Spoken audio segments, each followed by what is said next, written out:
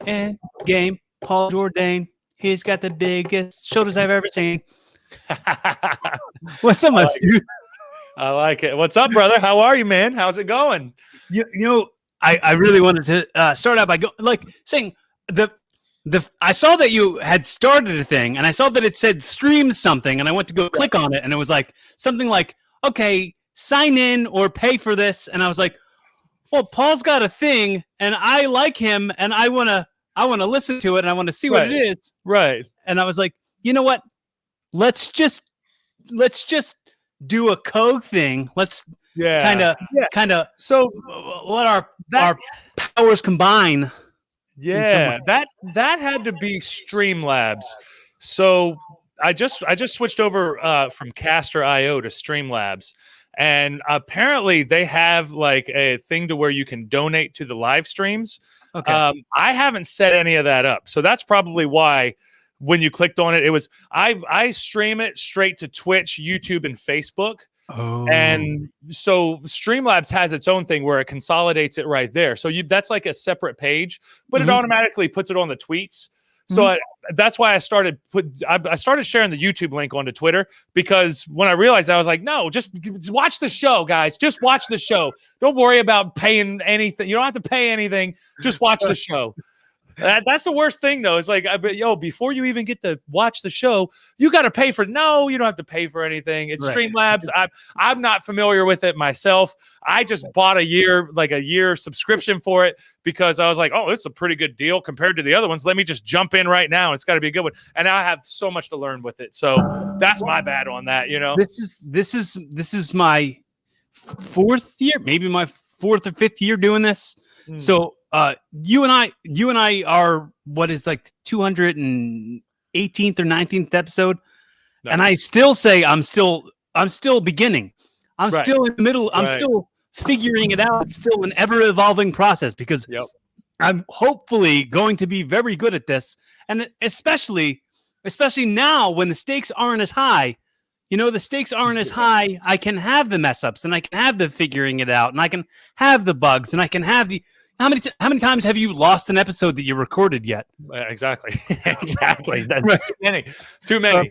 You can have those. You can have those little bang ups, those little bonehead moments and then you can go, well, you know, it makes me wiser for next time, I guess. Yeah, exactly. Well, that's the thing too. So I started about 4 or 5 years ago.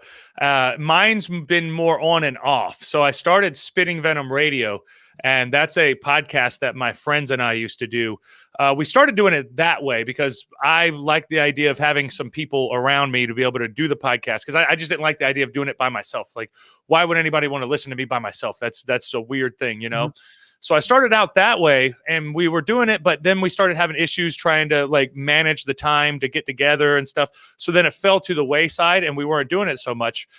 And then more recently, I was like, man, I really have to get the podcast going again, and I really have to see like if I can do it and just stay on top of it and get it to build to where you actually have an audience, because we had a small audience, but it wasn't that big whenever we stopped.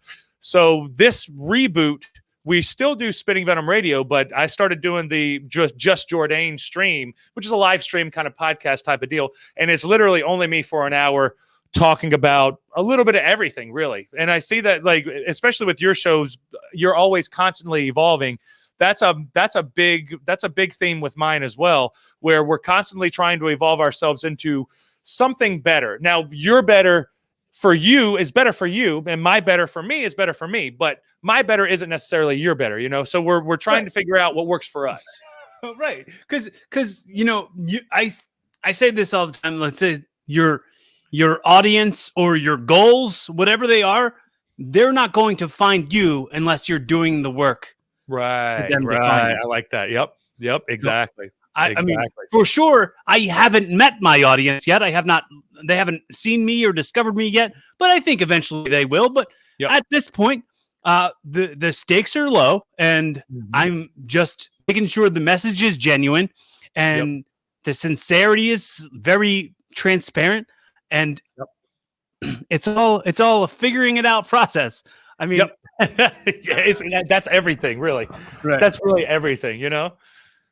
And dude, you absolutely apply this if you can. When I was a kid, all I ever said I wanted to be was a pro wrestler and a stand-up comedian. I never said I wanted to be a podcaster because it wasn't a thing yet. Sometimes what you want doesn't exist yet. So if you feel aimless and you feel like you don't have a desire for anything, maybe what it is that you want or that you desire doesn't really exist yet. Right. Maybe you'll meet the love of your life tomorrow and they'll be like, oh yeah, I wasn't born when you were 18. Right, right. That's just one of those things. And, you know, some people might frown upon it because of the age difference, but hey, whatever makes you happy makes you happy. Hey, it was just a very random pull for an example. I don't think it was any specificity to it. It wasn't my love of my life. That's how my brain works. You know, when I hear that, I was like, hey man, I'm not going to judge. Do you, brother? But I know there's going to be some people that's got some comments, you know? So I can't believe. Go ahead. I'm sorry. I can't believe that we haven't discussed podcasting previous to now. It blows my mind just because when we're backstage and we're talking about wrestling and especially comedy, because I know you've done some storylines, especially in Capital Wrestling with a couple comedians, and the wrestling stuff is so natural. But I think that this is a natural transition into that because we're storytellers. This is storytelling at a different level, but it's still storytelling nonetheless. Right. But I'd like to go back to where you were talking about how maybe what your pull is or what your thing in life is, hasn't been created yet. Maybe it hasn't been created yet, or maybe you haven't discovered it yet. Maybe it is there. Maybe it's been there this whole time, but you haven't quite put those pieces together and you found it, you know, because that was how I came across this. Because I loved wrestling growing up. So that was like my idea of what I wanted to do. But I also loved talk radio. And this isn't Howard Stern. This isn't like Opie and Anthony or any of the like jock. Morning drive. Yeah, but those are like the big names that people have heard of, you know, because they would do their shows were more kind of like a circus type radio show because like especially Howard Stern, he'd have all those different types of characters on, and it's going to be an interesting show almost every day. So this is a different formula and a different type of thing, but I always love that type of stuff. So now I feel like I'm not a shock jock or anything like that, but I do feel like there's parts of me where I'm like, okay, when I'm going to do my stream, I got to get my Howard Stern on. I got to make this interesting. I got to see how I can make it work, you know? So it's like, it's another thing where you can put your energy into, just like wrestling that you get passionate about, you know? That's what I like about it. It's cool, man. You gotta hook them. And that's what those shock jocks do. They gotta what their value is like, sometimes it's like, I gotta entertain you between your drive from work to home and vice versa. So it's like, I gotta just make sure I say the things that align with kind of the very broad strokes of the things you enjoy. Right. With what I'm doing and what you're doing, it takes a little bit of effort to find what this is, but it's kind of going to scratch the itch that you didn't know you had. Hopefully. Right. And I think that the effort, like you said, spending your effort, it's I think I say it all the time, and please steal this. Please use this as well. Mm-hmm. The currency of your effort is more valuable than the currency that is your money. I like that. Because it's really like you have so many things that can like take up, like you can be distracted in a second by a text message, by a phone call, like people will watch movies, and I'm guilty of it too. I'll watch a movie or a TV show and I'll barely be watching it because I'm looking at my phone the whole time. Or exactly, that happens.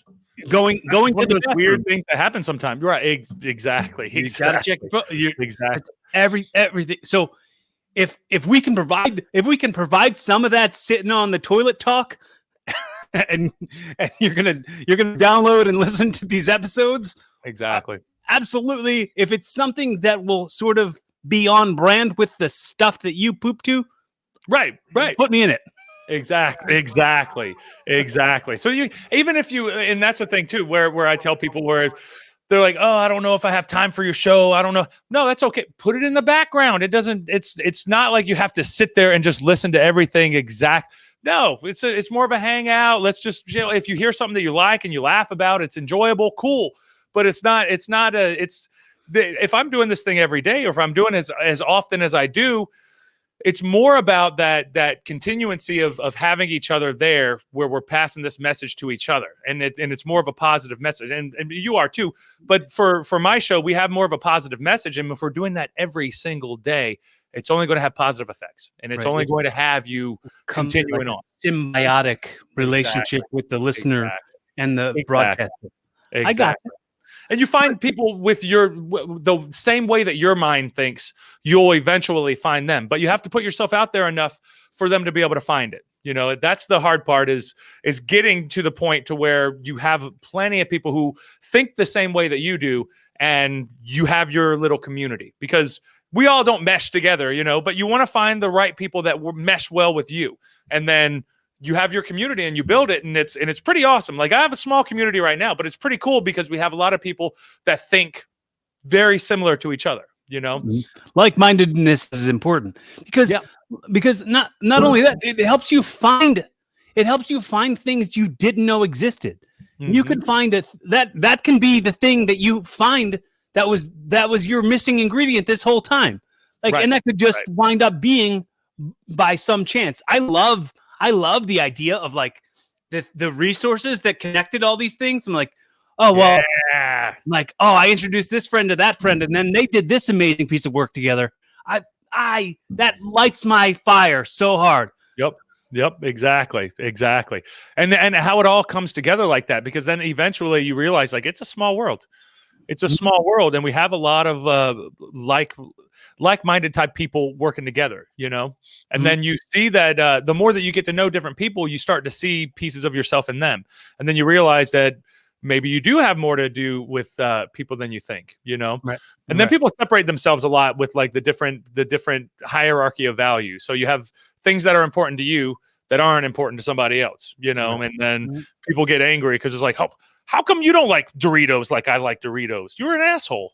But I just like Doritos more than you, you know? So it's like, oh, you just like Doritos more than me. It's not that big of a deal. But sometimes people have a hard time with that difference of opinion or difference of thought or whatever it is, you know? Well, it's a matter of like reacting in a way in which you're taking something personally it's not to be taken personally.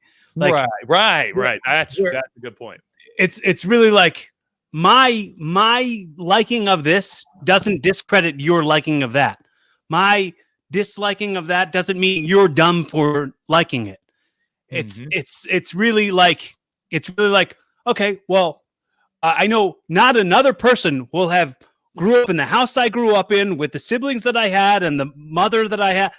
Everybody's got a different outlook on where they came from and what was really there for them when they needed it to be. That's why like nostalgia is such a big thing. Yeah, huge. Because, what's that, Cobra Kai? Cobra Kai is huge right now. Yeah. That's more of like a nostalgic type show, which I haven't seen any of it, but I know it has to do with Karate Kid, which was like in the 80s or early 90s, I think. Right.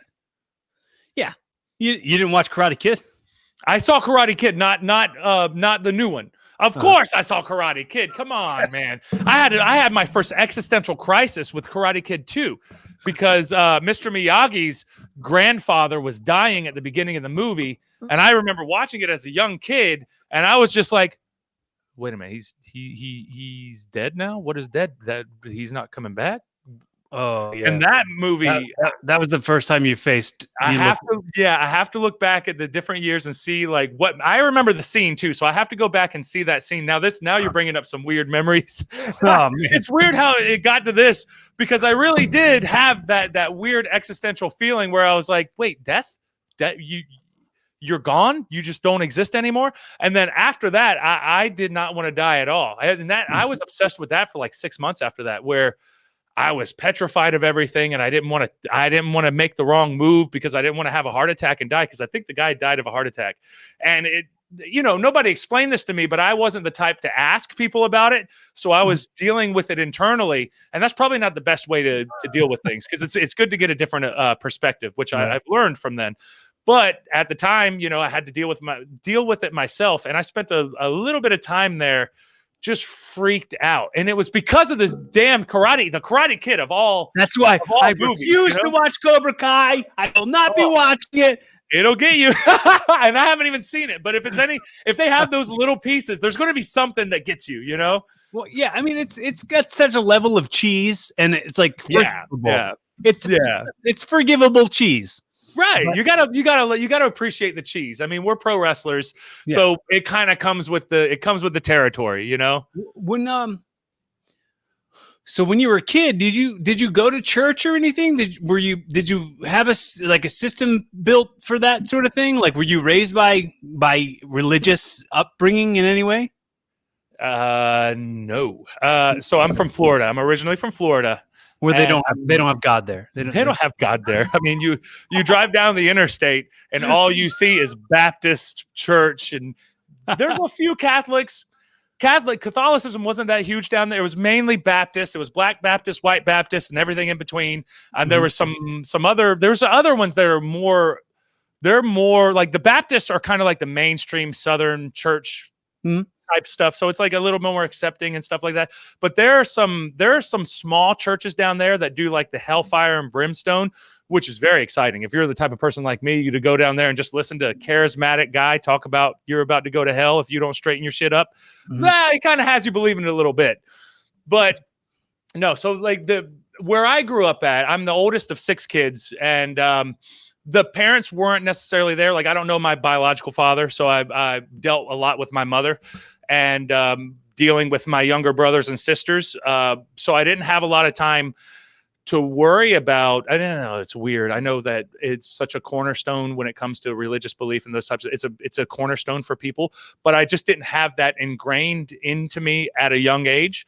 So I had a bunch of different friends who were in the churches and those types of things, and me not coming from that background, and then I would see people be hypocritical. It made my opinion on religion or spirituality negative. So I had a lot of negative thoughts towards religiosity, because I would see children being hypocrites and doing, like, they would go out to parties, but then they would go to church on Sunday. And then I would be like, oh, well, you're not doing what you're doing. If Jesus is real, Jesus knows what you're doing, and he knows that you're bullshitting coming in here. So I would think about it like that. And baloney, sir. That's just what I was thinking, you know. And as I get older, and then I realize that, like, you know, people are going to handle things the way that they handle things. That doesn't necessarily mean that the spirituality or anything like that, like, because I'm so different. I've evolved a lot compared to with the way that I think about things from now to where I was then, because I had way more negativity in my thought processes. Hopefully, Paul. Hopefully. Right. Oh no, I've evolved, but I don't know if it's evolved for the better or the worse. That's to be determined. Y'all tell me if it's for better or for worse. You know? Right. But I'm more open-minded now, and I was less open-minded back then. But that was just me. Like, I didn't have parents giving me some type of a guideline. I had wrestling, and I had, and then I had to be the older brother. So I'd help my younger brothers and sister. But I didn't have any, like a traditional upbringing. I don't have like a normal family life or anything like that. I didn't have father. My mother was kind of barely there. She was on drugs. So she was like in and out of the house.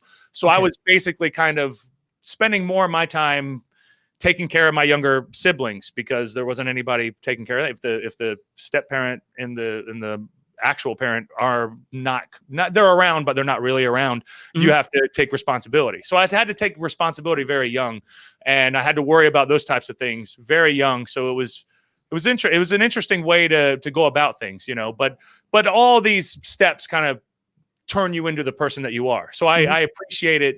You don't appreciate it when it's happening, because you're very angry and you're like, inside of it. People have this such a good life, and they have both their parents, and their parents come to school with them. Well, what? That's weird. Why would your parents actually came to school and have lunch with you just to have lunch with you? That's some shit. I didn't know they did that. I can't get my mom to even ask me about my homework, let alone get her to tell me to do it, let alone come and say hello at school or anything like that. So it was a different type of upbringing, you know. Our damage unites us really hard. Well, how about you? What about you? Tell me a little about, like, where you came from, where your damage came from. My dad wasn't around. My mom raised us, but she tried her hardest. But I mean, when we were kids, we were poor. We were just poor, welfare kids living in my grandmother's basement. And hey, those welfare Christmases though. Did y'all have some Right. good welfare Christmases yeah, though? dude. Because those people, miracle. they'll take care of you, man. I'm telling you what. Like we didn't have money or anything, but we would sign up for the welfare Christmases, and they would bring there would be bicycles, like basketball, like all this stuff. Like we couldn't buy, but they were just bringing it because it was Christmas, and we were like, all right, cool, sweet, that's awesome. Yeah. So yeah, no, people talk about welfare Christmases, but that was like the best part about being poor. Well, like these people were like, that stuff is the stuff that we have to like normalize how that's okay and how to not be ashamed of that. 100%. And for sure, be able to pay that forward. Like give what you can, whether it's valuable lessons or whether it's currency, whether it's effort, because effort is the currency that matters the most. Yep. My mom still has it on her fridge. There's this like comic strip where it was like these kids playing with a bunch of toys and stuff, and one strip, and then the other strip was like the parents like playing ball with them or something, and it was like you can give them stuff or you can give them time. Time is more valuable, and she still has that. She still has that on her fridge now. That's the way to go. Yeah, that's the way to go. That's because it's true though. Because yeah, sure, like monetary value is something, and there's something to it in the world that we live in. But that connection, man, that time that you spend with each other is because you'll never get that back. You can have $1 here and you have $1 there, but you'll never get that time back. Right. That's a big thing. Because I had a tough relationship with my mom growing up, and it was always. It took me a while to forgive her for the positions that we were all in. But then as I got older, now evolving, I realized that, she was doing her best. She didn't know what the hell she was doing. Where she came from was not any better than where we came from. And it's hard. Once you have that understanding as an adult and be like, damn, like we're lucky to even be where we are right now. Like I'm so lucky to be here and have my damn stupid ass cat picture. That's this is it. You can't ask for much more than that. Other than that, man, you're good to go. If it's just you can dwell on a lot of the bad negative stuff, but that doesn't help you. Like I have the damn cat picture right here, which makes me so happy. But I'm going to dwell on the past and feel bad. No, I'm going to look at that picture and be like, hell yeah, General Man Cat. What do you need me to do? What's the orders, brother? What's the orders? I got you, man. You have to like that's part of an evolved way of thinking. Having the empathy to go like what forgiving somebody who didn't even ask for forgiveness before they would even ask for it. Go, yeah, you know what? I get that you're somebody who was probably ill-equipped for the position you were put into, and you did your best. And like I had a conversation with my father. My father left when I was like 9 months old. Right. And did he give you a reason? Did he say like? Did he give me a reason with a baby? Hey, listen here, baby. So he left you. No, so he left you when you were 9. So nine months old. Yeah. When did you talk to him? How old were you when you talked to him? I met him a couple times when I was a really little kid, like that I can't really remember. Right. And I know for sure I met him again when I was like 9 or 10 or something. But that was it. And no, well, him and my mom got back together for a spill there, and I had a sister. Then they had another kid, gave me a sister, and then he left again. But he wasn't. So he had it. Now you have a sister from him, but he's been in and out basically. Right. He hasn't. But more out than in. Yeah. Yeah. So this is the weirdest thing. Okay. So this is a confusing story, and I'm sure I've told it on the podcast a million times, but just to give us perspective, I need to know. Relate on our damage. Yeah. So my parents were married when they were kids. My parents were married. They were like 19 years old when they got married. Oh, yeah. So they got married and had 3 kids. So my older brother Justin, my older sister Julie, and me. Now, when I was a baby, my uncle Billy, who's like, he's like 14 years older than me. He had this girlfriend, and she was my babysitter. Right. So she would come babysit me, and then my dad started fooling around with the babysitter, and he was like 25, 26. Mm-hmm. She was like 14 years old. Oh, Jesus. So he then skedaddled, went off and had children with her. So they went off and had 4 kids. And then when his mother was in my life, like had a good relationship with my grandmother. And my grandmother was like, you got to let Mark meet his kids. You got to let Mark see his kids. He's got to have a relationship with his kids. So we saw him every Sunday for a little while. And then she got sick, and then my parents were spending a lot more time together. And it's weird for me to even say parents with an S, because that's not something I ever got to do as a kid. Right. So you're not familiar with that. Right. So they spent a lot more time together, and then they like started getting familiar, and he was like, I'm leaving Anne, and I'm moving back with you guys. So he left those kids. He left those kids to come be with us. And he left those kids. And in the time, Anne had become, the babysitter had become addicted to crack. So he left those kids with her, with a crack addict. Yep. And I didn't know them very well, but I knew that they were my family and I loved them, and I didn't want them in danger like that. And then they would come and stay with us a little bit, and like we'd hang out and stuff. And then something happened. He was really kind of an abusive guy. Like, so he would abuse mostly my sister, not as much me, but there was some abuse. But he would be very violent and very mean and very shaming of her weight, like a whole bunch of stuff that you can't do to a kid. Yeah. To a kid, especially a kid, young, impressionable kid. Right. And so my mom was like, dude, the rent's paid, but we're moving out. So you got till the end of the month to find somewhere to go. And my mom, in that, helped him find a place to go. Like, she helped get him all set up. Like, she didn't have to do any of that. Right. She was just such a good person. Caring person. Yeah. So then he moved into some apartment, and he moved the 4 kids into the apartment with him, like this little apartment. Like the babysitter lady, she had got married or something, but she was still like had her addiction demons. She still had right. So he started dating this other lady, and he was like, oh yeah, her family lives in Houston, so we're gonna go visit her family. And I was like, yeah, I don't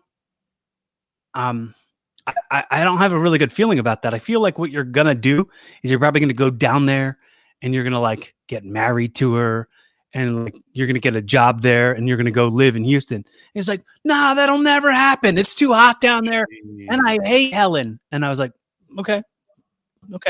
Then like 2 months later, he showed up at our doorstep with a U-Haul truck with a trailer that had his car on the back of it. And he took those 4 kids to Texas. And as he was leaving, he was like, as he was leaving, he left this impression. He said to my sister something very derogatory about the size of her breasts. Oh, no way.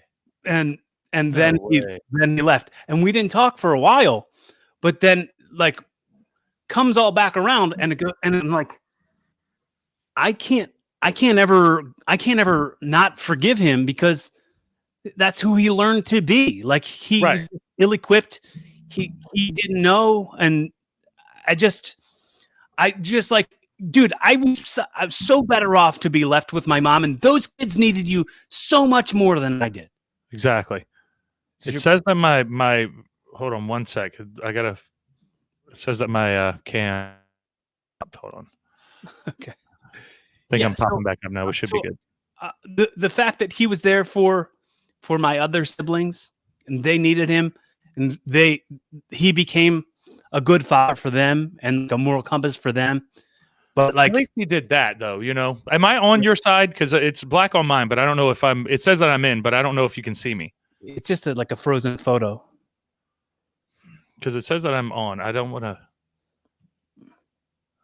Because it says that I'm back on, and I don't want to. So just move around, be animated, so I can see something. I don't see you moving at all. Nothing. No. Let me try. See, here we go with these live streams. Yeah, right. Dude. The one I did yesterday. The one I did yesterday was in the middle of a snowstorm, and the internet kept going in and out. So like the audio wasn't the best, but it's like hopefully you can pull some good nuggets out of that. Hopefully, here we go. I just put it on here. We'll make it that way because my regular camera wasn't working. I'll put it on the webcam. We're good to go. All right. But anyway, so he took the 4 kids down to what was it, Texas? Yeah. It's just. And this whole time, did you have any type of feelings like, does he not care about me? Does he not care about? Does he not? What were you thinking? So I know like everything that happened, but what are you thinking as it's happening? How do you feel about all this back and forth? And because obviously he don't know what the hell he's doing. He's just like hanging on by like the tail of his ass, and he's going to, okay, I'm going to go over here. Okay, no, I'm going to come over here. Oh no, she's on crack. I got to go over here. I'm going to take the kids to Texas now. So it seems like he's very like he's not in the right mindset.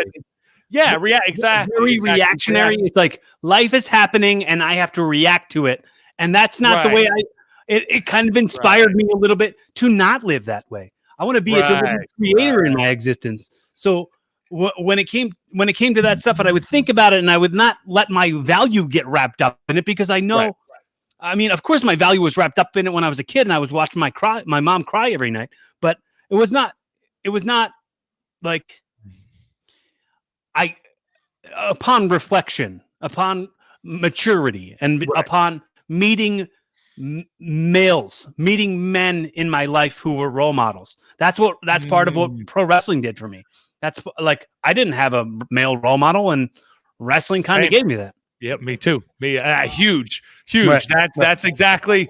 Wrestling was what I had. Wrestling was the only thing that I could look forward to. Right. And like what you were talking about earlier with the whole pay it back thing, my motivation with wrestling is to pay it back to the children who only have wrestling. Like when it comes to the positive things that are going on in their lives, there's not necessarily a lot of that. But they have wrestling. Like I had Stone Cold, I had The Rock, I had all these Attitude Era guys right at like such an impressionable age on myself to where I was like, I have to do that because they're strong men and they know what they're doing. They know like they have it all together. So I didn't have so like my father got my mom pregnant and told her that if she was going to have the baby, she was going to have an abortion. And she was like, no, I'm not going to have an abortion. So see you later. So he left, and then she got with a girl, and I didn't know about this until later. So she told me that she was with, so actually, and this is another thing.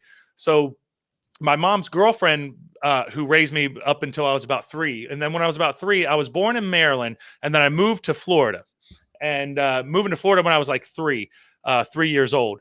But my mom and her girlfriend raised me at the time, and I had no idea that my mom was a lesbian. I had no idea that she had a girlfriend. I had not a clue until I was like 25, and I get a random Facebook message from this lady who's like, hey, I just want you to know I raised you when you were like a child. I love you like you're my own.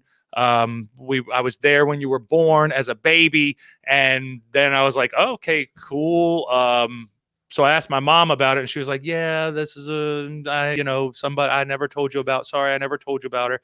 So I wrote her back, and I was like, I don't know. This is very weird for me. This is out of nowhere. So what's the deal with this? So she sent me pictures of me as a baby with her which I've seen pictures of me as a baby, but I didn't see pictures of me as a baby with her.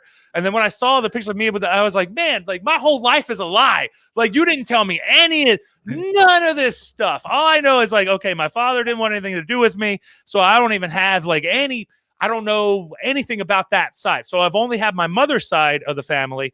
And then I find out that I have one of her people that she dated later who's like really loves me and like wants to send me all kinds of gifts and stuff like that. And it's such a weird situation because majority of my life I had to worry about, like I told you earlier, I had my brothers and sisters that I had to take care of. So I didn't really spend a lot of time worrying about my, like where I came from or what my deal is. What am I? Where did I come from? Who is my dad? Who is any of that stuff? I don't have anything like that. I have not a clue.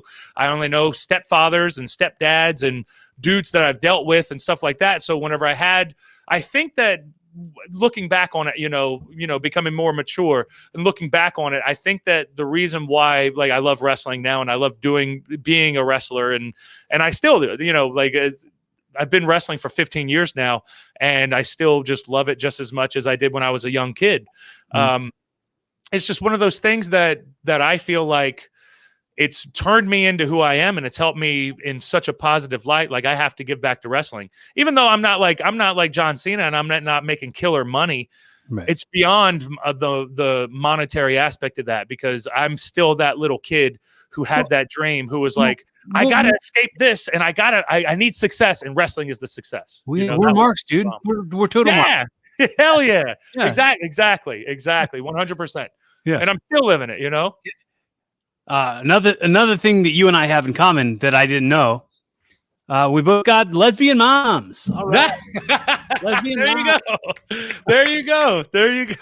Well, mine's bi. She's with a dude now, so she's she flips back and forth. But yeah, that's that's part of the game, And then you just and my sister's a lesbian too. Not to get too personal, I'm not trying to put her stuff out there. My sister is also a lesbian, married to a woman, and they have a baby. How does it work like this? Is it genetic? It's got to be genetic. It's got to be genetic. And my older brother is also homosexual. There you go. So it's in the family. It's in the bloodline somewhere. It's in the bloodline somewhere. That's something, somehow it works. Right. Because my sister, she has like a big TikTok following, and it's Lesbo Biker. And if you guys go on there, you can follow her and everything, but she's very political and she gets very into all that stuff. So, and she's not like a typical lesbian biker, if you know what I'm saying. So you will not, the stuff that she talks about, you won't be expecting her to talk about, but she's just wild. She's her own person though. I love her. She's her own person. She figured it out. Her father isn't any better than not even having a father there anyway. So, we were all of our brothers and all of my brothers and sisters. Like I'm pretty much like the father figure, So I was the one that had that pressure to be like, okay, well, don't be like them. Don't be like our parents. You be like me. Like I'm going out here. I'm pursuing my dreams. I'm doing everything that I can to live my best life, not to be too cliche, live your best life. Well, you really should, You want to be a role model. You want to be a role model for sure. But not only just a role model for your younger siblings, but you want to be a role model for yourself. Exactly. You want to be the kind of wrestler that you'd want to watch if you were that. So you want to look forward to. Yeah. For me, when I was younger, and if I knew me now, like I turned out to be this, and I'm Cory Kastle, and I've main evented these shows, I've done all this cool stuff, and I've won these belts and stuff. Like that, I would have never believed you. Like just this like stupid skinny fat bowl haircut, thick glasses, awkward uncoordinated weirdo dork. Yep. Like absolutely not believe you. So it's the same thing. Mine was just awkward and very skinny. Awkward and very, very skinny. And I always hated that. People would say that. I was like, no, I want to be big, But that's just part of it because the wrestling had me at that point. So I was thinking of everything through like the wannabe wrestler's perspective, How old are you? I'm 32. I almost forgot. Oh, You're young. Yeah. How old are you? I'm 30. I'm 37. 37. You look young as hell. You do not look 37. You look 28. That's good genetics right there, brother. Them gay lesbian genetics are good. They're good in that family. LGBT genetics. That's true. Oh man, yeah. But yeah, you said you got into it 15 years ago? Yep. Was it down in Florida that you got into? Yeah, so I started in Florida, and I graduated high school. Actually, 17. It was before I graduated high school, but I had to keep that a secret because I lived with my grandfather at the time, and my grandfather was not about that wrestling stuff. Not about that wrestling stuff whatsoever. So you were in the closet. You were in the closet. And he was like, "You need to work our real genetics to learn how to be in the closet." Yeah, exactly. I had to be in the closet, but it's there. It's there. There's already a piece of me that's like, okay, there's part of myself I have to hide. I can't let people know, even though they figured it out. Programming. Exactly. So I was 17. I found a place to train. Me and one of my wrestling friends, one of my Mark friends. He's a promoter down in Florida now, and he's been wrestling for the same amount of time. So he's done really well. New Heights Wrestling, if you guys check out the Florida Panhandle Wrestling, New Heights Wrestling is down there. And I got with him, and we went to this place to go train, and it was a show, and it was a small show in Florida, in Mossy Head, Florida, and they made us sit outside for like two hours before the show started because they said, come early. We want to get you in the ring and see if you guys have any type of potential. So we got there and they made us sit outside for 2 hours. And then later they were like, oh, we just wanted to see if you wanted it. Like obviously we want it. We want to show up. If it's whatever, you would play your freaking weird wrestler games. I got it. Okay. Okay. That's also hardwired into wrestlers. It is. It's hardwired into us. I mean, how many times do I go to a training and I go like, get up, you did it wrong. Get up, you did it wrong. Get up, you did it wrong. I'm like, get out. And it's like, here we go. Right. You're gonna get it right this time. Right. But it's yep. That was exactly it. Hardwired into those people who handled you on that evening there in Florida. Exactly. And this was a guy who I think his claim to fame was putting the Undertaker over in like a squash match in like Alabama. It was like a WWE show, but they used extras to do those types of things. And looking back on it, it's frustrating looking back on it because I know good wrestling and I know good training now, and I knew that we weren't getting good.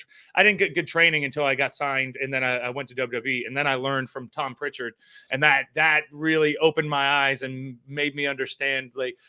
There's wrestlers and there's wrestlers, and you want to figure out what works for you and how everything does work for you. And it's not necessarily about the wrestling, but you are a wrestler. And there's all these weird contradictory things that people try to make sense in wrestling, but then you have to remember wrestling doesn't make any sense.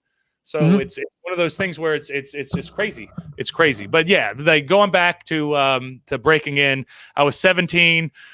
Told my grandpa that I was going to hang out with friends. And then every time I would come home from training over the weekend, because we would only train on the weekends, I couldn't do it during the week. He would be like, man, why is Ronnie always coming home looking like he's beat up? He's like, he's going over his friends, or are they fighting each other or something? What is going on here? But at the time I was like, well, you said I can't wrestle, so I'm going to wrestle. And you're not going to know. You're just going to think I'm getting beat up or something. Right. Part of it, That's pretty great because I mean, honestly, too, like if you're 17 years old, there's only a couple months left before he can not stop you. So right, exactly. So just rip the Band-Aid off now. That's what I was doing. I was just like, you know what? I want to get started. Why wait? You were slowly ripping the Band-Aid off. Yep, exactly. At a time. But it was cool though because afterwards, once he saw me actually going out and doing shows and like taking it seriously, once he realized that it was a serious thing that you can actually do, I just think his perspective was like, it wasn't in his head. It just wasn't realistic. It just wasn't like, what's the path to get there? I don't know. It sounds like some crazy shit. But once he saw me like pursuing it and actually trying, he was like, oh, I got to support him I got to support no matter what. So he came around, and anytime I would do a show within the area, he'd always come and buy some hot dogs because he wants to make sure he's supporting everybody. So he'd come in and buy some, potato chips and make sure he's helping out with everything.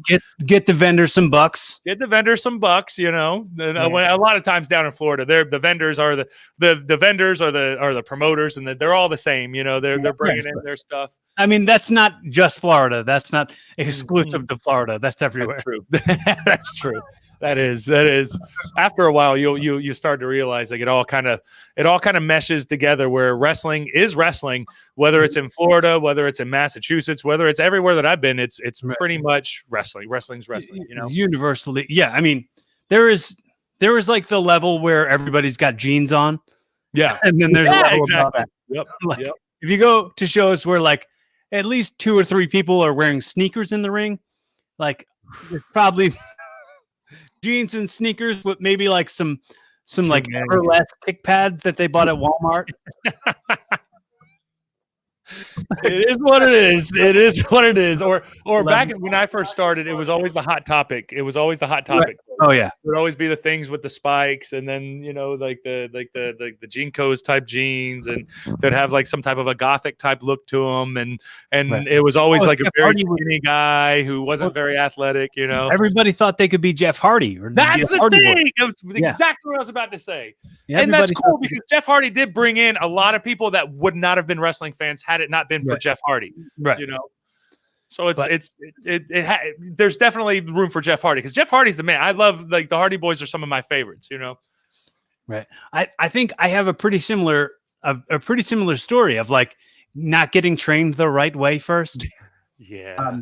And like having to like unlearn everything, and just it was like I have to get to a point where I go, okay, I admit I don't know anything. Stop acting like you know anything, and relearn everything. Yep. And that was like, I was like 14 years old, and I was 14, and I was learning at a place where it was like some dudes who were like rejects of the Monster Factory. So they weren't students at the Monster Factory anymore. They had a falling out with Larry, and they were like, "Screw you, we'll start our own thing." And they started their own thing in like my town. And there was like an article. There was an article in the newspaper that my friend Scott had found, and he was like, "Look, there's kids our age going to this wrestling place." And this was '98, so this is like Austin was big. Michaels was big, like DX and everything. And I was like, finding that newspaper is huge because it's wrestling, but it's something that it's independent wrestling, and you don't even know that exists. Right. Like, wait a minute, this is one of those. Whoa, there's a connection here now.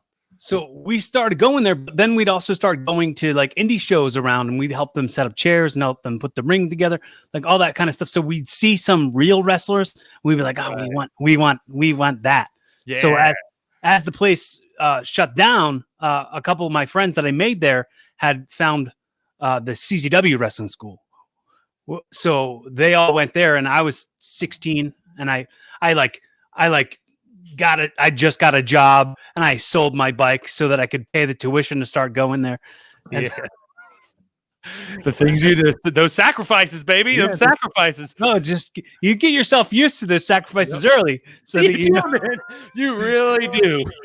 I've been through like 5 different cars, right? Talking about vehicles. Oh, that's a whole nother conversation in itself.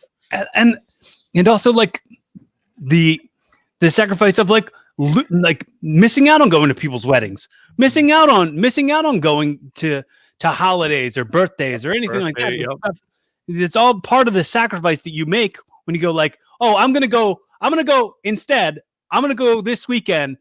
I'm going to put myself financially in the red to go mark out." Yep. And concuss myself and put more. I'm going to punch out some more bumps on my bump card so that I can get closer to the day whenever my body breaks and it will not recover. And all for the love of it. I love it. But that's what it is.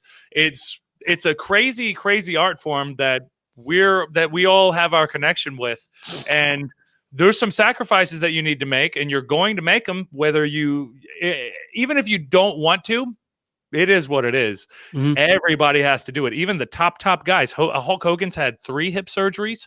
I think the Undertaker's probably had the same amount. I mean, those are serious surgeries. You know, I mean, it's not your brain, so it's not quite as bad as boxing, but there's definitely some brain damage that you're having with the bumps. I mean, it is what it is. You know, boxing's horrible. Like every time I watch boxing, I'm like, oh. But wrestling is the same way, because every bump that we take, there's that whiplash effect, and it does affect you in a way. And I can't help but to think about that sometimes. You know, we do it too often. Mm-hmm. That's going to affect you too. You know, it's not just the chair shots. It's all those little impacts. Well, but that goes inside of the pay to play. You're not just paying financially to play. You're paying with your health. You're playing with the sacrifices of your body and your life. We go out there and we'll sacrifice our life we want you to see what we love about this business so much that we'll sacrifice our own wellness. Exactly. To make sure that you feel the things that we feel about it. Exactly. And to know that so that you can get close to that feeling that we got when we were children. And it was still real to us, damn it. When it was still real to us, damn it, it's you can't, nothing can take that away from me, because, and that's another thing that helps me with wrestling now, is trying to remember that we desensitize ourselves to wrestling, and the general public, most people just enjoy it. They're like, man, that's some crazy shit y'all are doing. That's crazy. I was watching TV, and you know the whole cliche with Hulk Hogan with a leg drop, and they're like, oh, that's your finishing move, buddy. Mm-hmm. So Hulk Hogan did his whole leg drop in, being a 300-pound man doing a leg drop on somebody's head, and having a normal person who's never watched wrestling before watch that. They went, oh my God. Oh, did he kill? Like, he looked like he killed him. But I was like, that was just a Hogan leg drop. But like the perception's off too. Like you completely forget, dude, that guy's like 6'8", and he's like 300, like he's humongous. He's a humongous person. Like, sure, standing next to like the Undertaker, he doesn't seem like he's that big, but for sure, he's very big. Yeah. And like that could probably be said about you. Like, I forget that you're as big as you are until I hang out with you again. And I'm like, oh crap, big. I didn't know you were big. What people, and I get that because especially at wrestling, like it's a while since we've seen each other. Mm-hmm. And then people are always like, did you get taller? You get taller? I was like, no, I've always been tall. You just forget. I'm fully grown. I'm fully grown. Didn't have work done. Right. Right, exactly. I didn't have work done or anything. I'm just here hanging out, like I don't have the stilettos on or anything. So, but that's just part of it too, because people forget, and they're like, man, you are huge. Especially, when I have like bigger clothes on and then I take it off and people are like, oh wow, you're like built. You're whoa. Yeah, I guess it's kind of been like that for a while now. Well, that's also part of that sacrifice. It all sort of comes with, and like I'll have a conversation with somebody and be like, oh crap, I didn't know that you were in such good shape. And like, because I'm wearing something bigger, and I'm like, pro wrestler, like, exactly, supposed to be. That's just like, it's supposed to go with the territory. So that was the other thing I was talking about, like the Walmart kick pads. I had a thing I was doing on the wrestling podcast. We do a wrestling podcast called Wrestle Rock, where I would say in the nature, we were talking about those guys in Florida who were like, we just want to make sure you want this and you belong here. So many people stopped having that vetting process where they just kind of like included everybody. So if you're going to pay us once a month, you're in. Right. So it's like I can meet somebody who will be like, oh yeah, I have a friend who's a wrestler. I'm like, oh, who's your friend? Oh, this out of shape dude who wears jeans and kick pads from Walmart. I'm like, that's not what wrestling is. What I do is what wrestling is. What they're doing is pretending. Yep. And it's like hard to not take it personally because of that pride that I take in it. Yep. Of the amount of work I did, the amount of sacrifices that I made that I don't think this person has ever even considered ever doing. I had, no, go ahead, finish up, because I have a little story for this same exact situation though. So it's just like when I was actually going to bring up how you were talking about your brain, and you were talking about the bumps. Yeah, all the when I told you I went to the CZW wrestling school. So like early 2000s, all I ever did was get dropped on my head. I got dropped on my head all the time. Like I used to come back from the matches and I would take, unprotected chair shots and all kinds of stuff back. Well, you're not tough if you didn't. If you put your hands up, you're a bitch. Yeah. Everyone would say, "Oh, you bitched out." Yeah. They're like, that's not. Oh, could you believe he did that? But yeah, what a normal person would do if you were swinging, you would do that. Really, But that's one of those bad habits, man. So I'd say I would come back from every show back then and not remember any of it. Damn. I would not remember a damn thing when I got in the back ever. Like from like the ages of like 18 to 24, maybe. So in those years, not remembering how many concussions that I probably had undiagnosed. And and now I have to function as an adult who wants to use my brain to do this. And I'm like, oh well, now I've had an amount of concussions that I can't even tell you, and I've had brain surgery, so I have to I have to go, like right there. Oh well, I gotta make excuses for the fact that I'm gonna sometimes be wrong, but I have to be willing enough to swallow my pride and to let go of my ego enough to go, hey, I've been wrong before, and I'm not immune. I'm not immune to being wrong. Yeah, exactly. That's a huge part in it too. Is having that perspective to be able to look at yourself. It'd be it'd be a much nicer world if people could look back at themselves every now and then. That seems like one of the things that people need to spend more time doing, because then you'll look at yourself, and then especially whenever I do it, I look at myself and try to recalibrate where I think I could have done things better. Right. And that's either maybe I said the wrong thing to this person and they took it the wrong way, or maybe I could have taken a different route and I would have been there faster, whatever it is. But as long as you're having these little conversations with yourself to try to make yourself a little bit better, I think that's an important thing to keep in the front of your mind. It's one of those things. But I wanted to jump back real quick to where you were talking about the Walmart jeans pro wrestlers. yeah. And I call them Johnny Walmart kick pads. Yep. Yeah, Johnny Walmart kick pads. So I had a situation where I was at a party. It was more like it wasn't necessarily a party. It was like a big fire, like like people come and just sit around the fire, and it was way more relaxed than you would think of like a party, just chilling out by the fire.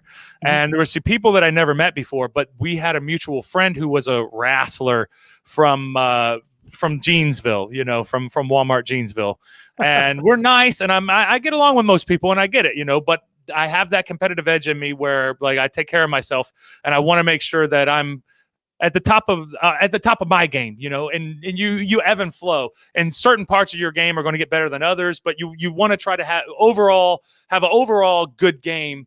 When I say that, like promos, wrestling, your body, all these different things that you have to worry about. Undeniable. Exactly. Being as undeniable as possible. Right. But then this guy was telling me, he was like, yeah, I have a friend, man. He told me he used to wrestle in ECW, and yeah, let me look it up. I think he was a WWE wrestler for a while, and all these types of things. And he finally looks it up and looks at the guy, and I was like, oh no, this guy's he's one of those who kind of train a little bit, and then they train around, and then they stop going for a while, and then they come back like a year later, and then they'll start training for a little while, and then they tell their friends that they're wrestlers.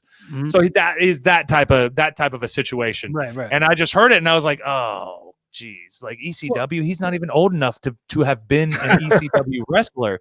But this person doesn't know. They're not like a wrestling fan, so they're not in the know of wrestling. So I'm not going to explain that. I'm just going to be like, oh, that's cool. I get it. But in my head, I'm just like, no, man, that's not wrestling.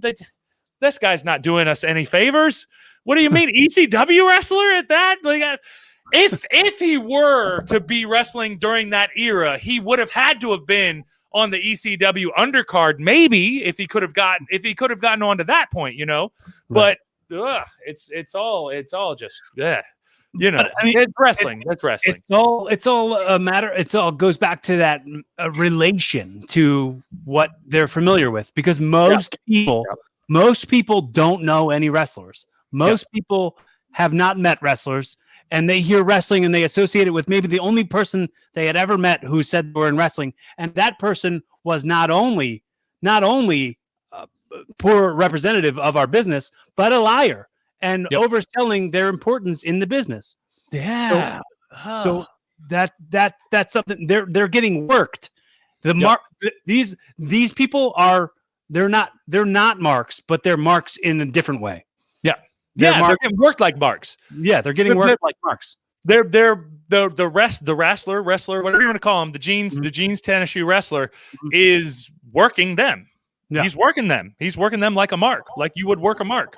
The way that they Al Snow's explained you should work a mark, you know? Not to get too inside. Have you heard the word SPO? SPO? Yeah.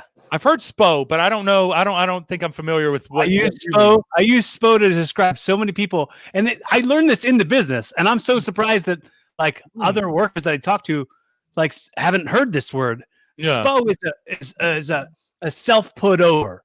So when you're like, I work for ECW. I used to be in CZW. I did dark matches in WWE. They're just like overselling their shit, or going like, oh man, I had a match with this guy and that guy, and dropping names.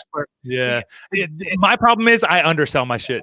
Yeah. You know, like I'm just a fucking wrestler, guy. I'm a fucking wrestler. YouTube it, whatever. You know, check out the streams and the shows, but you know, that's it. SPU, a self put under. Self put under. Yeah, exactly. The self put under, the job guy, jobbing myself, you know. I'm jobbing myself. But I like that. Oh, self put over though, because that's now that I know it, I'm thinking of every single person that I know who is a self put over, you know, and nobody likes, and this isn't even just wrestling context. Nobody likes somebody who just puts themselves over. Hey guys, you guys believe how many girls I got laid by last week? Not really. I don't really care. No, but sure, like, good for you for your success, I guess. I think what we were supposed to be taught in our generation. I don't want to. I mean, I don't want to speak for you, but for sure, this is what I was taught in my generation coming up, was drilled into you humility. Yeah. Don't be a mark for yourself. Don't go backstage. Shut the fuck up. Right. Sit and listen. Exactly. You're gonna learn more. You're gonna learn more with your mouth shut. Yep. You're gonna learn more with your mouth shut. I don't know if we're allowed to say bad words, but I'm sorry about that. No, you can say bad words. Okay, thanks. You can say bad. Thank you for hour and 3 minutes into words. I'm glad I got permission. You can say, what are we in kindergarten? We're in kindergarten. Well, like I was asking the teacher, can I say? I mean, it's in context of the class, so it's not really a bad word. He's a bastard. I didn't call you a bitch. I said you were acting like a bitch. Exactly. Why are you acting? I didn't say you were a bitch. I just said you were acting like a bitch. Well, that's kind of saying that I'm a bitch. No. I'm saying you are acting like a bitch, though. You're acting very bitch made right now. I'm not saying you are. You're my boy. I love you, but you're kind of acting like a bitch. You perhaps are hearing what you think you need to be hearing. If you think you need to hear that you're being a bitch, well, I'm not saying you're a bitch. I'm not saying you're acting like a bitch. But if you're acting like it, hey, it is what it is.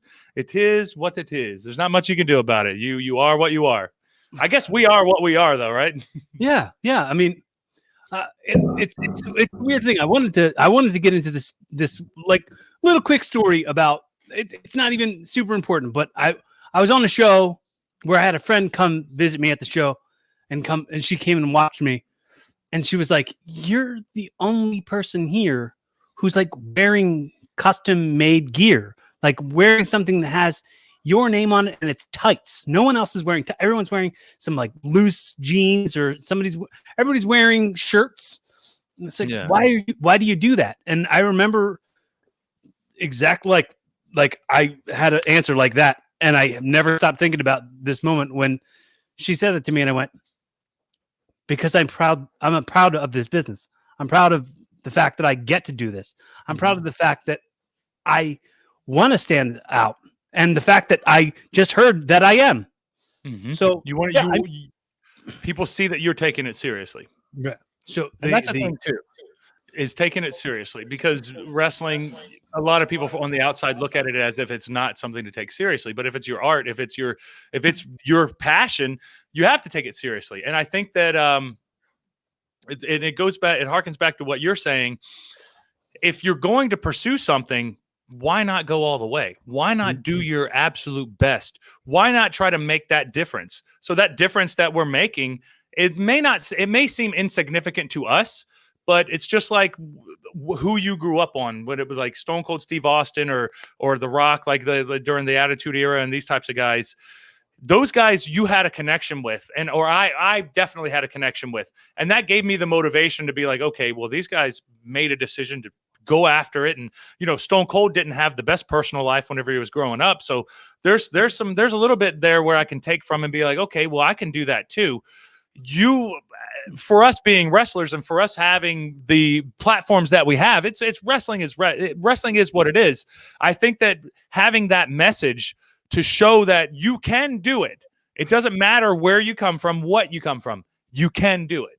Can we start our own promotion called Trauma Bond Pro Wrestling? Yes, we should. And we have to make sure that we vent these people and make sure that we get only people who are actually truly damaged. We have to get them in there, because they're going to be the ones that flip off, and they're going to be the interesting ones. I'm telling you, man, they're going to be the ones that are like, oh no, my childhood was all fucked up. It's like, yeah, welcome to the party, bro. Come in here and tell me some stories. Smooth seas never made a skilled sailor, as they say. Exactly. That's true, though. Yeah. That's what I harken back on every time, because I would not be who I am because of that. If everything was so easy and you had all this guidance, and you would almost be like a robot, because you're just doing what people told you to do, because you had this good upbringing. You had these people surrounding you who actually understood a little bit about the world that's going on. Nobody really. I'm a big believer in nobody knows shit. Nobody knows shit about anything. That's what I truly believe in. And sure, you can have an idea, and I get it. But at the end of the day, you don't know shit. I don't know shit. We don't know shit. So you can't put too much pressure and too much validity into other people's opinions on you, because people don't know you. People don't know where you came from. People don't know. It's just like before we got on here, neither of us knew about our backgrounds, that we would have these similarities. And it was like, oh, okay. Well, that makes sense why you're one of these fucking crazy wrestler guys. Right. Now we get each other a little bit more, which I already had the suspicions, because I knew you had the brain surgery, and I already knew the little pieces, you know what I mean? But the aspects, when I see the whole story, I'm like, oh, okay, yeah, you're definitely one of my guys. You're definitely one of my guys. We're these people. We're these wrestlers. We're these guys. What's the sad part? And I was thinking about it earlier. I was like, we only got to be in a match together like once. I know. We didn't get to have too many spots or anything. But I think as we got in the back, we were both like, that was fun. Everything was very fun. we went right to each other and we're like, that was great. That was awesome. That was fun. That was it. The little bit that we did, we made it important and we made it work, Right. And I mean, I feel like we made it work, so I don't give a fuck. Somebody else can come back and tell me, but what were y'all doing? I don't know, man. We were having fun. You were like, I think we both were like, we got to do that again. And then the management was like, nope, we don't. We're not going to do it again, guys. No. But that's the thing. When management changes their minds every 5 minutes, there ain't much you can do about it anyway. Right, you could have right. predicted that. You know how that is. You know, that's Yeah. wrestling. And that's wrestling in general anyway, because everybody has these game plans that they want to stick to and they want to stick with. And then wrestling happens. And you can't predict everything. It's just like going into a match. Like, we can plan out everything that we want to go. It ain't going to go that way. Yeah, you can't measure out all the factors. Yeah, you don't know how it's going to go. We have an idea of how we want it to go, and we can go out there and go for it. Mhm. Wrestling shows the same way, because wrestlers, half of them aren't going to show up for the show that they book themselves on anyway. They're going, Right. oh, sorry, bro, can't make it because of Flat whatever, tire. flat tire, whatever. Right. My ride didn't show up. It's like, you don't have your license. You're 30, dude. You don't.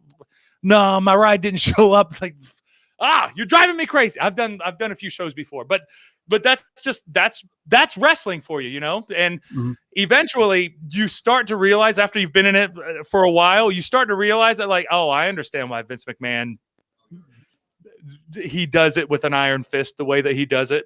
I get it, because at a certain point, you can't be too nice to these guys, because wrestlers are going to take advantage of you too. They're going to take advantage of everything that they can. So it's just, we're all a mess. We're all a mess.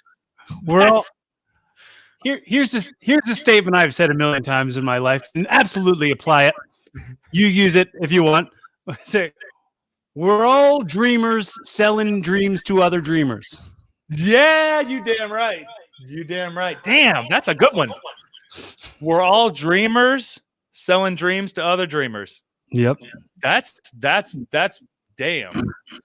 I haven't heard that one before. How come I haven't heard that before? Where'd Because that I come made from? it up. Is that a Cory Kastle? That's a Cory Kastle quote? I'm going to take it. All right. Well, tomorrow I'm going to take a body shot picture of myself flexed out big time, and I'm going to have a Cory Kastle quote under me, because apparently that's what works on Instagram. So I'm using one of your quotes, man. I'm not going to do a regular generic Nietzsche. Fuck Nietzsche. I got Cory Kastle, baby. Cory Castle's going to be telling you how it is with my body. I'm gonna make sure that it's a model picture, though. I'm gonna do duck face and fucking have the abs showing. Real vessel. Exactly. A wrestle vessel. Exactly. The wrestle vessel. I love it. I think I'm just gonna do a couple more things. I'm gonna send you home right off into the sunset. Hot dog and a handshake. You've heard it all. I love my hot dogs, brother. I love my hot dogs. Sometimes when I'm real special, when I do a really good job, I get a hamburger. Oh man, that's only when I do a good job, though. I'm a turkey burger boy. I kind of am nowadays. but yeah, importance for me. Like I said, the effort is really important, and that the currency of the effort means so much more than the currency and your time. You know what I mean? Your time and your effort means so much more of a currency than your money, because you know money comes and goes, but what you're absorbing and your impressions and the things that you take away, those are sometimes way more valuable. Damn right. I want to also make sure I say on the record, because this is all the effort on the record. I'm saying this shit's outliving us, man. This stuff is going to be around after we pass from this earth. And I want to say, while I have the chance on the record, while we're both on the current level that we're on, whether you go up, I go up, we both go up. Right now, I want to let you know that I appreciate you. I appreciate your time. This has been so cool to get to know you. I feel like I got to know you. I got to know you too. Yep. And I didn't know you before. Like awesome. we were very like as the guy in Fight Club would say, we're very single serving. We were very single serving friends. But I'm glad that we are more than single serving friends now. Yeah. And I want to make sure you know on the record, you can absolutely count on me. I would love to be a resource for you in any way. If you need a friend, if you just need a judgment-free conversation, please don't ever hesitate to call me or ask me for anything. I'm happy to connect any resource that I might have to you. I'm going to tell you how I did it if you need any help on that. I'll tell you how I did it and what worked for me. If it worked for you, great. And in anything. So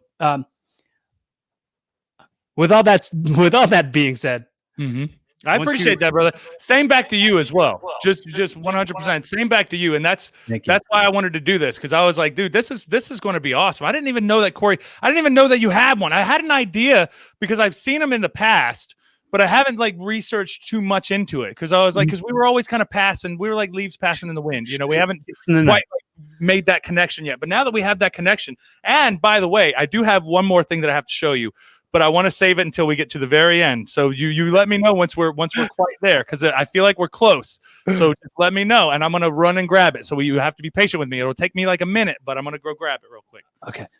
Ready? Do you want to run and go grab it? No, just tell me when. You just tell me when. So I want to do this segment I've been calling audio time travel. Okay. So let's give it, say, 20 years. 20 years from now, someone stumbles across this audio who really cares about you and wants to kind of get an idea of what the 2021 Ronnie Paul Jordane is like, and what is the message that goes directly to them, like for the lessons that you've learned in your life that they can help apply to theirs, because they don't really know this version of you. They know the version of you that's in the future. Right. Well, if you're looking from the future, 20 years from now, or whenever, however long it is, hopefully it's even more from then at that point. Man, one of the main things I would have to say is try to keep your mental attitude as positive as you can, and try to make sure that you do not let a lot of the negativity in the world reflect upon your personality and the way that you go about life. Because when you do go outside, normally we use this example and we say it's sunshine and rainbows outside, but everybody's talking about how crazy it is. We got a lot of snow here right now, and we're dealing with a little kind of blizzard conditions. Not that bad, though, compared to how people make it sound like it is. Things aren't that bad, guys. Things aren't that bad. And I'm thinking 20 years from now, it could escalate possibly to where people's perspectives are, oh, things are worse. But if you really think about it, given with the way that technology is, and given with the way that everything is, people are living a lot longer than normal. Even though it's a pandemic, we still are living a lot longer. You have to remember, there's a lot of positive things that are really happening. We're pulling a lot of people out of poverty, not only in America, but throughout the world. There's a lot of really good things that are going on in the world. So if we are also being bombarded with a bunch of negativity and a bunch of things that are going to give you anxiety, because I know mental health is a huge thing right now. There's a lot of people with a lot of anxiety. There's a lot of people with who have to take medications, and sometimes you have to take medications, sometimes you don't. I understand that, like, there's different variables that happen. I personally think the best thing that you can do is try to live a healthy life, try to take care of your family, try to take care of yourself. Other than that, all these other variables are out of your control. So try not to stress about them. Deal with them when it happens. When bad things happen, you do have to deal with it. You want to be the responsible person when bad things happen, whether it be somebody dies or an accident happens or whatever. You're the person in the family that people can call. That's what I want you to have. Try to keep that positive mental attitude that you can handle anything and you can do it. Now, if I become way more negative and I'm an asshole in the future, just remember me like I am right now. Call me out for this moment right here where I'm contradicting. Contradicting. Like, he was foolish. He was working us. Wow, I like your gimmick 20 years ago, Ron. You were very positive. Your positive guy gimmick was the shit. Do you ever listen to Incubus? Yes, I love Incubus. The song "The Warmth." Yep. Don't let the world bring you down. Yes. Not everyone here is that fucked up and cold. Yep. Remember why you came, and while you're alive, experience the warmth before you grow old. Exactly. That's 100%, dude. 100%. Now, I want to give you the opportunity on the record to ask me anything or to tell me anything that you want to ask me or tell me. I first of all, I don't really have too many questions. I more so just want to express to you that I want to have more of these conversations in the future. I think that there's a lot of stuff that you and I can converse about that's gonna help people, not only from like with backgrounds similar to the type of stuff that we've had to deal with, but just helping people get through day-to-day life, getting through the normal things that you have to deal with. I think that the positivity that we have throughout here, and now I'm it's like you said earlier, we're learning about each other, and I'm learning a lot more where I'm like, oh, I see where the hippie stuff comes from.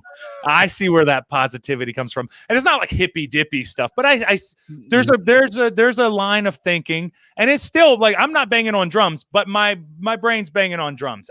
I still have that same type of perspective. And I'm looking forward to it, because we got a lot of wrestling stuff that we're going to have to be doing too now. Because now I have some ideas for wrestling. I'm not going to say online or anything, because that's a different avenue that we have to experience, because we still have to have a lot of the wrestling. But now that we have the podcasting going too, I think that this is the start of a great relationship, friendship, whatever just you the want to beginning. Yes. I look forward to seeing where we are, so we can go back and be like, this is a timestamp on when we found the bond. Yes. This is the Bondcast. Yeah, exactly. Yeah, the Bondcast. You got it, baby. You got it. This is the Bondcast, baby. As many cliches as we can throw in there, we got to throw them in. But I want to tell you the reason behind the drum. And I mean, I've said it on this podcast a million times. Yeah. But, I'll tell you the reason. Have you heard of Pete Holmes before? No. What's Pete Holmes? Pete Holmes. Oh, Pete Holmes. Yeah. I know Pete Holmes. Yep. I know Pete Holmes. Comedian. He had a late night talk show after Conan. Yep. And when he got the show, Conan had said to him something about some instrument. So he said like a triangle. He's like, you just keep hitting your triangle, and be consistent in hitting your triangle, and then eventually someone's going to go, hey, do you hear that triangle? I started doing that with the drum, where it's like I relate that to the consistency and a little bit of a Pocahontas, steady as the beating drum.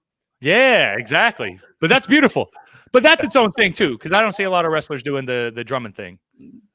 Yeah, not a lot of no one does that. No, not exactly, especially for a podcast, especially for Open Up the Podcast. Well, I mean, I do not consider this a wrestling podcast. You have been one of my first wrestling guests in a while. I love it. I think the same way. My wrestling, my show's not a wrestling. I'll cover a little bit of wrestling stuff, but there's so much more than that. There's so much more than that. I mostly talk to comics. I mostly talk to comedians. I did an episode with my mom where we just talked about like her struggles and the stuff she's been through, just helping me gain perspective on. I got a lot of stuff I got to listen to now, though. I got to get caught up on the Cory Kastle, brother. I got to get caught up now, especially after you gave me that little piece of the backstory. Now I got to listen to I definitely got to listen to your mom. I have to hear from her perspective too, because that's the important part about it. Because we only experience it through our lens, and it's hard to hear it from somebody else's lens sometimes. What makes it tough for me to even mention it? One day I'm going to lose my mother. I know that it's going to happen, and I dread that day forever. I will dread that, but I'll have that to go back to. Yep. I'll have that on the record for me saying, I see you and I appreciate you and I love you for everything you did and everything you are and everything you made me. Like that gratitude comes so full circle, and I can't wait to have that to have those moments for anybody who's ever been a guest on this show. Like when I had my friend Chris Cotton on the show, who he's been at the Capitol shows. He's a comedian, and he passed away, but I made sure I had him on the podcast twice, and on both those occasions, I told him how much of a superstar I thought he was. And how he was funny, and like I'm such a fan of his, and I can't wait to see when the world finds out how funny he is, the way I know he's funny, and him to like hit me back with like, bro, you're funny too.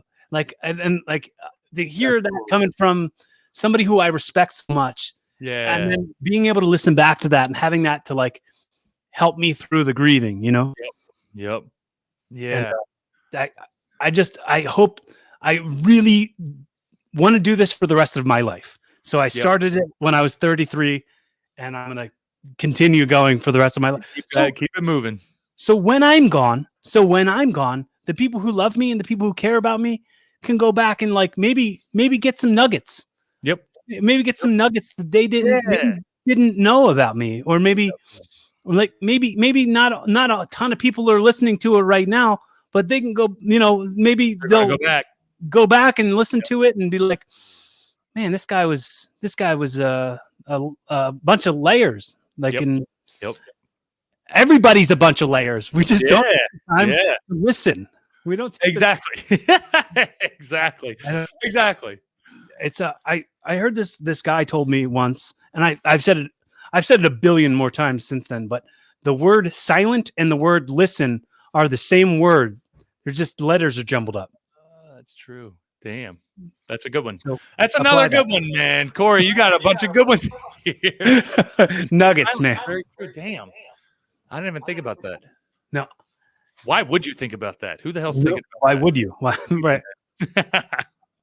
Well, the same guy told me, I mean, we were, you know, males having a male bonding moment where I was talking to him about my dog had just passed away, and we were talking, and he was like, you know, God and dog are the same words, just mixed up. And he also mentioned the silent and the listen thing. And I was like, yeah, this is a good man. But yeah, that's good. Yeah, exactly. I want to, this is the way I wrap up every time. I start wrapping it up by saying, hypothetically, I've gifted you this show. Mm-hmm. Okay. So from now on, hypothetically, it's evolving with EndGame Paul Jordane. And this has been the very first episode, the pilot episode of your new podcast. Yeah. In a very Jerry Springer's final thought type of way. I want you to wrap it up in a pretty little bow and get the lessons that we can ooze out of it in order to evolve ourselves to a better version of ourselves tomorrow. Right. And once you do that, I want you to do your best impression of Alf and say, "Hey, Willie." Hey, Willie? Yeah. Okay. I got to think about Alf. Because I know Alf, but I don't think I got a good impression of him. But I'm going to try. I'm going to try. All right. Now, this is supposed to be Jerry Springer final thoughts. Right. All right, guys. I know that. I'm trying to think of how the hell old Jerry Springer used to do his final thoughts, because that's the one part of the Jerry Springer show that nobody paid attention to. And you want me to do the final thoughts? I watched it all my life. Jerry Springer, all my life. You know what happened when Final Thoughts came on? Turn that shit off and waited for the new episode, because I'm not going to sit here and listen to him tell me about some moral bullshit that they're learning about the Jerry Springer show. Are you kidding me? This is one of the most ridiculous requests I've ever gotten, was to sit down and say, hey, man, I want you to give me a really good feelings and your thoughts, your final thoughts. Oh, you know, like Jerry fucking Springer. Jerry fucking Springer. Like what? Okay, yeah, there you go. That's my final thoughts. But really, because I feel like just right before that, talking about the positivity and how we evolve to a certain point, I think that we've nailed it. And I don't want to ruin it by trying to go back and then one up myself at that point. So I'm going to talk shit about Jerry Springer. I think I love Jerry. I did grow up on the Jerry Springer show, which is why it's like these dudes making me think about Jerry Springer's final thoughts. Damn, because some of them were really good. They were really good. You know, I talk shit, but I did listen to a few of them. You know, and with all the crazy immoral stuff that was going on Jerry Springer, how could I be worried about the final thoughts, brother? How could I be worried about the final thoughts? You know. Well, and then Alf, right? Now I got to do Alf. And then Alf. What was it, Willie? Yeah, I haven't done it. What does he say? How does he say it again? Hey, Willie. Hey, Willie. Was that close? That was the best one so far. Thank you. Hey, Willie. I don't want to ruin it now. See, I'm going to ruin the shit. I just got to over tag it. leave on a high note, dude. High note.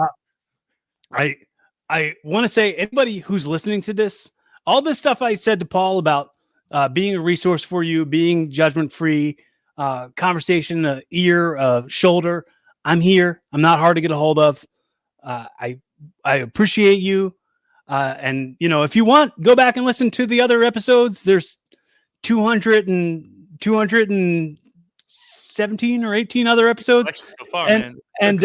And also, I mean, I'm not going to promise you that any of them are that good. Some of them are, and they're great. Go ahead and hit subscribe so you'll get new episodes every Monday. Put them out there, baby. Put them out there. That's the only way you're going to get it, Yeah. And, anytime I could be a resource for you, please let me know. I'm always here for you. I'll get you over. I'll get you over a link as soon as one's available. And I hope this is lovely, man. I love you, man. Thank you so much for doing this. This was a blast, and I'm looking forward to our collaborations in the future, brother. Me too. 100%, man. Be fun. Have safe. Keep evolving. 100. You got it, brother. You too, man. Thank you. End.